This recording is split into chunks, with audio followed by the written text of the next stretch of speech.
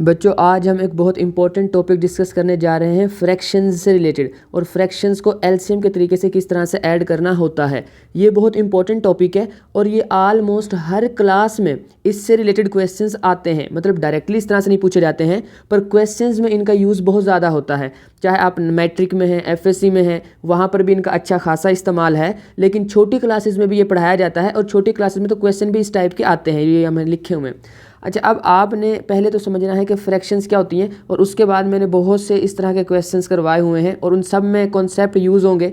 For example मैं थोड़ा सा बता देता हूँ कि अगर तो हमारे पास नीचे वैल्यू सेम है तो क्या करना होता है, अगर नीचे वैल्यू है ही नहीं तो क्या करना होता है, और अगर ऊपर वैल्यू सेम आ जाती है तो क्या करना होता है, या दोनों ही डिफरेंट है तो क्या करना होता है। ये सारे कॉन्सेप्ट आज हम डिस्कस करेंगे, पर पहले फ्रैक्शंस के बारे में जान लेते हैं कि फ्रैक्शन क्या होती हैं। बच्चों, फ्रैक्शन जब छोटी क्लासेस में आप पढ़ते थे ना, तो फ्रैक्शन का मतलब होता था, इस फ्रैक्शन का मतलब होता था कि कोई चीज़ कंप्लीट नहीं है, उसका कुछ पार्ट है।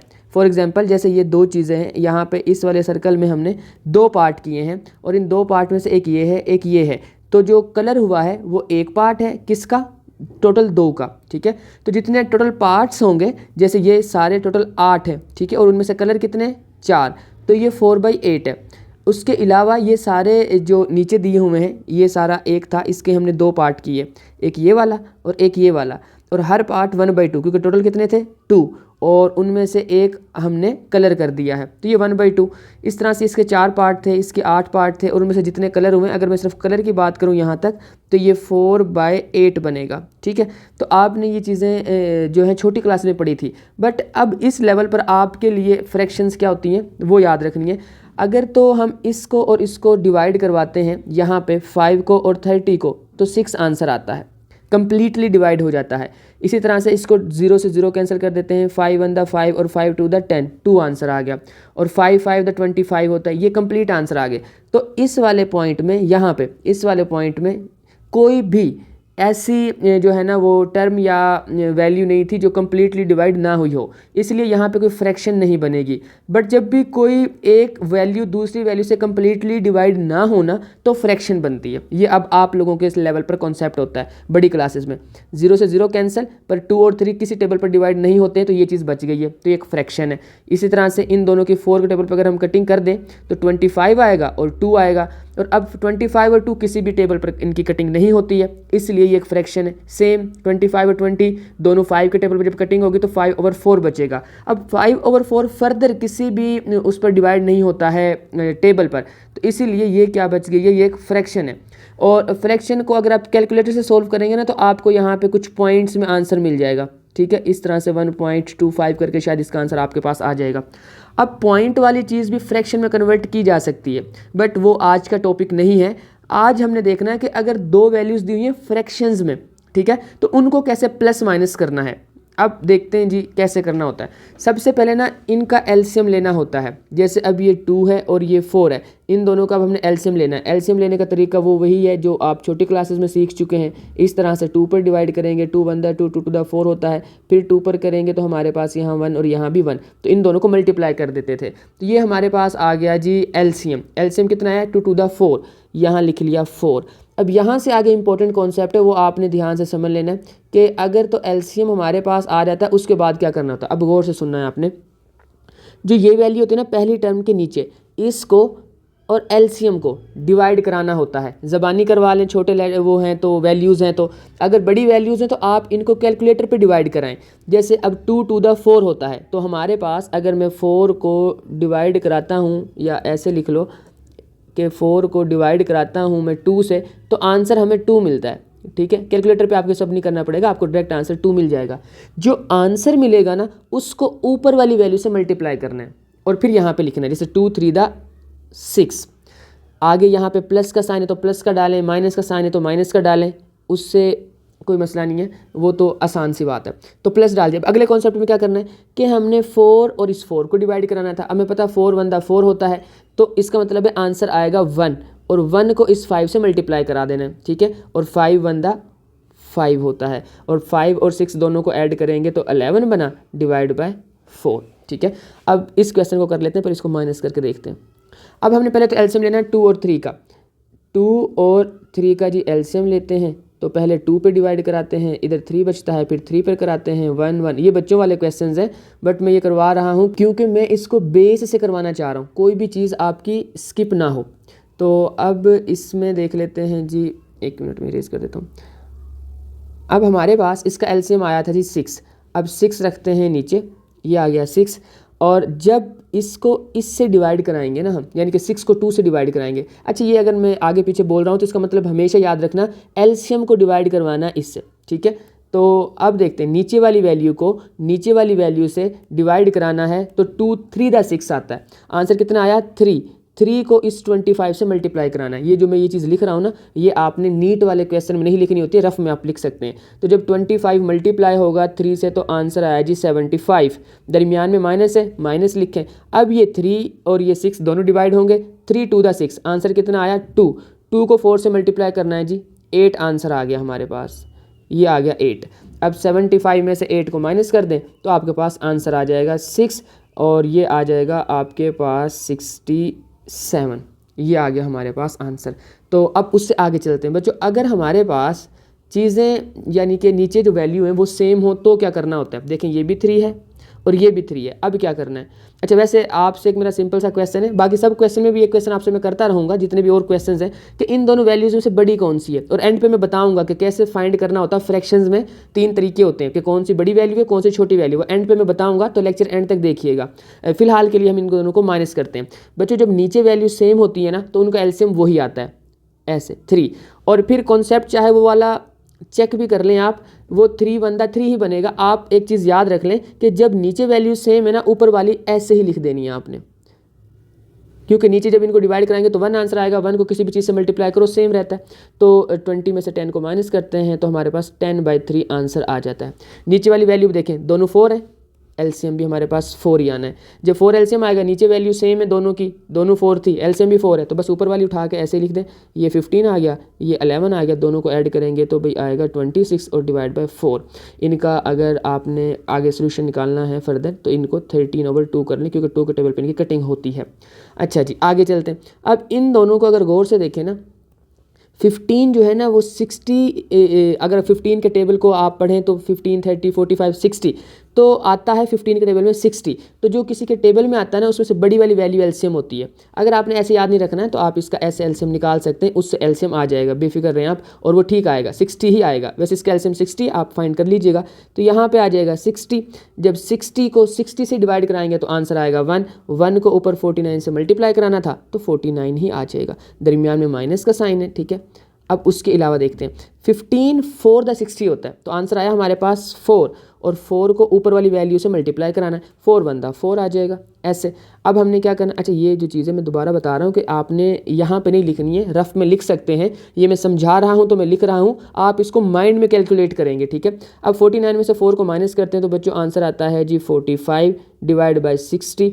इन दोनों को चाहें तो आप टेबल पर डिवाइड कर लें 15 के, तो 3/4 आंसर आ जाएगा, ठीक है। अब अगला क्वेश्चन देखते हैं बच्चों। अगर तो नीचे वैल्यू सेम नहीं है तो एलसीएम इसी तरह से लेना है। अच्छा, एक और भी इसका अगर आपने ज़बानी याद रखना है तो ज़बानी रख लीजिएगा, वरना इसको आप इसी तरह से सोल्व कर लीजिएगा, ऐसे भी एलसीएम निकल आएगा। बट मैं जो ज़बानी याद रखने का तरीका वो बता रहा हूँ। अगर दोनों में से कोई भी एक दूसरे के टेबल में नहीं आता है, जैसे ना तो 3 में 11 आता है ना 11 के टेबल में 3 आता है, ठीक है, तो दोनों केसेस में दोनों को मल्टीप्लाई कर दो, एलसीएम आ जाता है, ठीक है। जैसे 11 3 33। अब 11 को इसी तरह से जैसे पहले किया हमने, नीचे वाले को नीचे वाले से, यानी कि इसको और इस एलसीएम को डिवाइड करवाते हैं। तो डिवाइड कराएंगे तो 11 3 होता है जी 33, और फिर उसको मल्टीप्लाई कराना है 17 से। 17 3 हो गया जी 51, दरमियान में प्लस का साइन है। अब आगे क्या करना है, हमने इस 3 को जब इससे डिवाइड कराना है, 33 को 3 से डिवाइड कराना है तो 11 आंसर आएगा बच्चों। 11 को 2 से मल्टीप्लाई कराते हैं तो वो आता है जी 22। अब इन दोनों को ऐड करेंगे तो ये आ जाएगा 60 और ये 73, ठीक है। ये हमारे पास डिवाइड में 33, ये आंसर आ जाएगा हमारे पास। अब आगे देखते हैं जी नेक्स्ट क्वेश्चन में क्या करना है हमने। अब नेक्स्ट क्वेश्चन में यहाँ 10 है और यहाँ 9 है बच्चों। एक वैल्यू है 9/10 और एक है 10/9। आपसे मेरा क्वेश्चन है कि बताएं इनमें से बड़ी कौन सी। आप कमेंट्स में बता सकते हैं। इसका मैं क्वेश्चन का नंबर लिख देता हूँ ए, आप लिख दीजिएगा ए में से पहली वाली वैल्यू बड़ी है कि दूसरी वाली। और वैसे ये लेक्चर के एंड पे मैं बताऊँगा तो आप सीख ही जाओगे। अब देखना सबसे पहले कि इनका एलसीएम क्या आएगा। तो 10 के टेबल पे 9 नहीं आता है, 9 के टेबल के अंदर 10 नहीं आता है, तो इसलिए इन दोनों को मल्टीप्लाई करो तो आपके पास 90 एलसीएम आ गया। अब 10 को जब 90 इन दोनों को जब डिवाइड करवाएंगे हम, तो हमारे पास आंसर आएगा जी 9, और 9 को ऊपर वाली जो आंसर आता है उसको ऊपर वाली वैल्यू से मल्टीप्लाई करना होता है। तो 9 9 दा 81 हमारे पास यहाँ पे आ गया, दरमियान में माइनस का साइन है। अभी जब इन दोनों को डिवाइड कराया हमने तो 10 आंसर आया, 10 को फिर ऊपर वाली वैल्यू से मल्टीप्लाई करना है, 10 10 दा होता है जी 100, तो इसको मैंने यहाँ पे लिख लिया जी 100। अब इसमें आपने ये, वैसे मैंने एक लेक्चर दिया था अलजबरा बेसिक्स के नाम से, ठीक है, आप सर्च करेंगे तो आ जाएगा, उसमें मैंने साइन वाला मसला तो हल कर दिया है, तो उस पर अब मैं दोबारा से नहीं बोलूँगा, अब दोबारा नहीं पढ़ाऊँगा, मतलब वो अब आपको पता होना चाहिए कि इसका आंसर माइनस का 19 आना है। क्यों आना है उसकी वजह जाननी है तो आप वो वाला लेक्चर देख लें। ये नीचे 90 आ गया, दोनों की टेबल में कटिंग नहीं होती, तो ये सोल्व हो गया। बच्चों यहाँ पे मैं आप लोगों को बताऊंगा कि 3 कौन से मेथड है जिनसे हमको पता चल सकता है कि कौन सी वैल्यू बड़ी है फ्रैक्शन में, कौन सी छोटी है। जो मैंने पूछा था ना आपसे इस वाले क्वेश्चन में कि कौन सी बड़ी है कौन सी छोटी, वो बाद में करते हैं, अब इधर भी कुछ क्वेश्चन हैं। अब बच्चों गौर से देखो, एक चीज़ है जिसके नीचे कुछ लिखा ही नहीं हुआ, अब उसको कैसे सोल्व करना है। देखें ना, इसके नीचे कुछ नहीं लिखा हुआ, अब इसको कैसे सोल्व करें। तो सबसे पहले तो अगर इसके नीचे कुछ भी नहीं है ना, तो माइंड में रख लें 1 होता ही होता है, ठीक है। और नहीं, ये एक अलग से कॉन्सेप्ट है कि नीचे 1 होते थे, पर ये तो विदाउट 1 लिख के भी सोल्व हो जाएगा। देखिए जब नीचे कुछ नहीं है तो 5 ही आना है एलसीएम, 5 मैंने एलसीएम रखा। बच्चों ये एक और कॉन्सेप्ट है, इधर मैंने इस वाले क्वेश्चन में मैंने बताया था कि अगर नीचे वैल्यूज़ सेम है वही एलसीएम आएगा, और ऊपर वाली ऐसे ही उठा के लिख दे आंसर निकल आएगा। लेकिन इस वाले में आपने क्या करना है, जब जिसके नीचे कुछ नहीं है ना उसको आपने एलसीएम से मल्टीप्लाई करा देना, ठीक है। अगर आप इसको कॉन्सेप्ट पे जाओगे तो वो क्या होगा, देखें 1 है, जब 5 को 1 से डिवाइड कराओगे तो आंसर 5 ही आना है ना, और उस 5 को जब ऊपर मल्टीप्लाई कराओगे तो 5 1 5। इसका मतलब ये है सिंपली कि अगर आप एलसीएम को डायरेक्ट मल्टीप्लाई भी करवा देते हो तो भी बात ठीक है। तो इसी तरह से आपने ये करना है कि इस चीज़ को, इसको डायरेक्ट एलसीएम से मल्टीप्लाई करा देना जिसके नीचे कुछ नहीं लिखा हुआ। तो 5 1 आ गया जी 5, दरमियान में माइनस, जब ये दोनों आपस में डिवाइड होंगे 5 और 5 आंसर 1 आएगा, और 1 को जब ऊपर वाले 2 से मल्टीप्लाई करेंगे तो आंसर 2 1 2 आ जाएगा। तो बच्चों ये 3 आ जाएगा ऊपर और 5 आ जाएगा नीचे, ये आंसर है। अब नेक्स्ट वाला क्वेश्चन देखते हैं, इसमें भी नीचे कुछ नहीं है। अब इसमें हमने क्या करना है कि एलसीएम तो इसका भी 5 ही आता है। अब इस 5 को और इस 5 को डायरेक्ट मल्टीप्लाई करा दो, क्योंकि नीचे कुछ नहीं लिखा हुआ। अब ये मैं बताऊंगा नहीं, क्योंकि मैं पिछले क्वेश्चन में इसमें बता चुका हूँ कि वो क्यों लिखना होता है, कॉन्सेप्ट मैंने बता दिया है। खैर 5 5 बनेगा जी 25, दरमियान में प्लस का साइन। इन दोनों को जब हमने डिवाइड कराया आंसर 1 मिला, 1 को जब 4 से मल्टीप्लाई कराया तो 4 1 4 ही आ जाएगा। तो बच्चों यहाँ आ जाएगा 4, 25 और 24 ऐड करेंगे 29 और डिवाइड बाई 5। बच्चों ये आंसर आ गया। अब नेक्स्ट वाले में देखो, इसमें बच्चों बताओ एक वैल्यू है 2/3 और एक है 3/2, इनमें से बड़ी वैल्यू कौन सी है, ये आपसे मेरा क्वेश्चन है। इसको मैं कह देता हूँ कि जी ये है क्वेश्चन बी।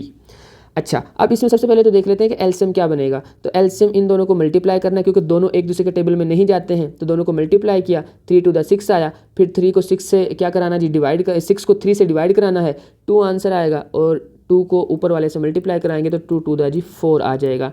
अभी आप लोगों को ऐसे ये करना पड़ रहा है, जैसे ही आप कोई 8-10 क्वेश्चंस अपने रफ पर करेंगे या ये जो मैंने यहाँ पे लिखे हैं इनको सोल्व करेंगे, और आपकी जो प्रैक्टिस अच्छे से हो जाएगी तो आप इस सारी कैलकुलेशन को ज़बानी कर लेंगे। यहाँ पे मैंने आसान क्वेश्चन लिखे हैं, वैसे जब ये किसी क्वेश्चन में अलग से यूज़ होता है ना तो आसान ही होते हैं, ज़्यादा मुश्किल नहीं होती। छोटी सी कोई फ्रैक्शन होती है 3-4 तो उनको सोल्व करना होता है, और वैसे हर क्वेश्चन में आती हैं, कहीं ना कहीं इसका यूज़ होता ही है। तो इसका कॉन्सेप्ट समझाने की कोशिश कर रहा हूँ मैं, तो आप इसको बस गौर से सुने। 2 3 दा होता है जी 6, 3 आंसर आया, 3 वाले को ऊपर 3 से मल्टीप्लाई करेंगे तो 3 3 दा 9 बनेगा, और इधर 9 लिख देते हैं, और आंसर आ गया हमारे पास -5 डिवाइड बाय 6। अब इन दोनों में देखें जी वही क्वेश्चन रिपीट हो गया कि नीचे एलसीएम सेम है, जब नहीं नीचे वैल्यू सेम है तो एलसीएम भी वही आएगा सेम, मतलब 3 ही आएगा एलसीएम भी। अब जब 3 एलसीएम आ गया हमारे पास, तो अब आपने क्या करना है, बस ऊपर वाली वैल्यूज़ को उठा के जैसे भी जो वैल्यूज़ हैं उनको ऐसे लिख देना, दोनों को ऐड करेंगे 110 डिवाइड बाय 3 आंसर। अब नेक्स्ट ये जो है ना, नीचे ये जो क्वेश्चन है ना, इसमें इन दोनों को जब हमें सोल्व करना है ना, तो हमें पता है 2 के टेबल में 10 आता है, तो इसका एलसीएम 10 होगा, बड़ी वाली वैल्यू। अगर नहीं आपको समझ आती इस पॉइंट की तो आप इस तरह मेथड से आप निकाल सकते हैं। खैर इसका एलसीएम आ गया, ये 10 आ गया। जब 10 और 10 डिवाइड होंगे तो 10 और 10 डिवाइड होगा तो आंसर 1 आएगा। 1 से ऊपर वाले 9 को मल्टीप्लाई करेंगे तो आंसर आया 9, दरमियान में प्लस, ये इससे डिवाइड हुआ, आंसर आया 5। 5 को ऊपर वाले 3 से मल्टीप्लाई करेंगे तो 5 3 दा 15, 15 और 9 होता है जी 24 डिवाइड बाय 10, तो अगर आपका मतलब इसको फर्दर सोल्व करने का इरादा है तो 2 के टेबल पे इसकी कटिंग हो जाएगी, 12/5 आंसर आ जाएगा। अच्छा बच्चों, अब आते हैं उस वाले कॉन्सेप्ट पे जिसकी मैं बात कर रहा था कि कैसे हम जो है ना वो पता चलेगा कौन सी फ्रैक्शन बड़ी है कौन सी छोटी है। तो बच्चे इसके ना टोटल होते हैं 3 कॉन्सेप्ट्स, या आप इनको 3 रूल्स समझें। पहला ये है, अगर नीचे सारी वैल्यूज़ सेम है तो क्या करना है। दूसरा है, अगर ऊपर सारी वैल्यूज़ सेम है तो क्या करना है। और तीसरा है कि ना ऊपर सेम है और ना नीचे सेम है तो क्या करना है। तो मैं तीनों समझाता हूँ बारी बारी, सिर्फ आपने गौर से सुनना है। तो पहले 2 तो बड़े आसान है, उनमें देखना है अगर नीचे वैल्यू सेम है ना तो ऊपर जो वैल्यू आ रही है ना वो सबसे बड़ी है। जो सबसे बड़ी वैल्यू है ना वो वैसे टर्म भी सबसे बड़ी है। यानी कि देखिए नीचे 3 3 3, ऊपर था 5 10 और 15। ऊपर 5 10 और 15 में से सबसे बड़ी वैल्यू है 15 की, तो ये 15 आ गया सबसे पहले, ये सबसे बड़ी वैल्यू है। फिर 10 दूसरे नंबर पर है, और इन तीनों में से जिसके ऊपर 5 है ना ये सबसे छोटी वैल्यू है। अब इधर ऑपोजिट है थोड़ा, ये जो नेक्स्ट क्वेश्चन है हमारा इसके अंदर यहाँ पे, इसमें ऊपर वैल्यूज़ ना ये देखें, ये ऊपर वैल्यूज़ जो है ना वो सेम है। तो इसमें जिसके नीचे वैल्यू सबसे छोटी है ना वो वैल्यू सबसे बड़ी होगी। यानी कि 7 नीचे, फिर 9 और फिर 17, सबसे छोटी वाली वैल्यू सबसे बड़ी, उसके बाद ये वाली आएगी, उसके बाद ये वाली आएगी। तो आपने ये 2 कॉन्सेप्ट तो हो गए जो आसान से थे, वो याद रख लेने।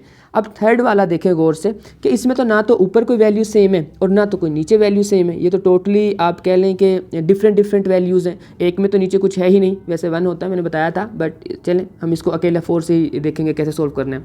बच्चों इसका सिंपल सा कॉन्सेप्ट है कि आपने जो जो चीज़ें नीचे हैं ना, जैसे यहाँ पे 3 है, यहाँ पे 5 है, यहाँ पे 4 है, इधर 1 है, और इन सब को हमने यहाँ रफ पे लिख के ना इनका एलसीएम निकाल लेना, 3 5 4। वैसे ये तीनों एक दूसरे के टेबल पे नहीं जाते हैं, तो इनका आपने जब एलसीएम निकालोगे ना तो 60 आएगा बच्चों।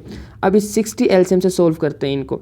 तो अब यहाँ मैंने कर दिया जी मल्टीप्लाई बाय, एक मिनट, मल्टीप्लाई बाय मैंने करना था इसका 60 यहाँ पर, यहाँ पर, यहाँ पर और यहाँ पर।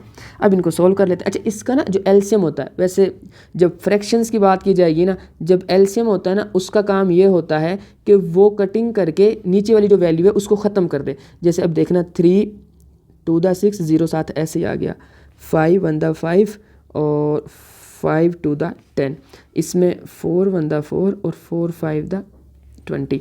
बच्चों ये वैल्यूज़ आ गई हमारे पास। मैं इनको नीचे लिख रहा हूँ, ये दोनों हो गए मल्टीप्लाई तो आया 40।